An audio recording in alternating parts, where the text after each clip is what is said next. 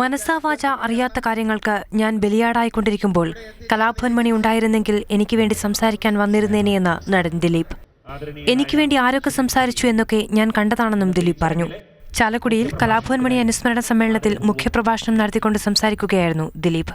മനസ്സാവാച അറിയാത്ത കാര്യങ്ങൾക്ക് ഞാൻ ബലിയാടായിക്കൊണ്ടിരിക്കുമ്പോൾ മണി ഉണ്ടായിരുന്നെങ്കിൽ എനിക്ക് വേണ്ടി സംസാരിക്കാൻ വന്നേനെ എന്നൊരു ചിന്ത, എനിക്ക് വേണ്ടി ആരൊക്കെ സംസാരിച്ചു എന്നൊക്കെ ഞാൻ കണ്ടതാണ്. കലാഭവൻ മണി അനുജനായും മകനായും ഒക്കെ അഭിനയിച്ചിട്ടുണ്ടെങ്കിലും അഭിനയത്തിന്റെ കാര്യത്തിൽ എന്റെ ഗുരുദേവനെ പോലെ ഇഷ്ടപ്പെടുന്ന ഒരാളാണ് മണിയെന്ന് കലാഭവൻ മണി അനുസ്മരിച്ചുകൊണ്ട് KPS ലളിത പറഞ്ഞു.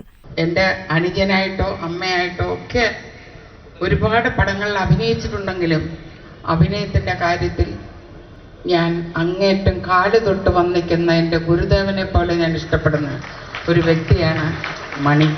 അനുസ്മരണ സമ്മേളനം മന്ത്രി VS സുനിൽകുമാർ ഉദ്ഘാടനം ചെയ്തു. MLA BD ദേവസി അധ്യക്ഷത വഹിച്ച ചടങ്ങിൽ കലാഭവൻ മണി വെൽഫെയർ ഫണ്ടിന്റെ ഉദ്ഘാടനം ഇന്നസെന്റ് MP നിർവഹിച്ചു. സംവിധായകരായ സിബി മലയിൽ, സത്യൻ അന്തിക്കാട്, ലിജോ ജോസ് പെല്ലിശ്ശേരി, ചലച്ചിത്ര താരങ്ങളായ പൊന്നമ്മ ബാബു, ഹരിശ്രീ അശോകൻ, നാദിർഷ, ടിനി ടോം, ഷാജോൺ തുടങ്ങി കലാസാംസ്കാരിക രാഷ്ട്രീയ രംഗങ്ങളിലെ നിരവധി പേർ ചടങ്ങിൽ സംബന്ധിച്ചു. മാതൃഭൂമി ന്യൂസ്, ചാലക്കുടി.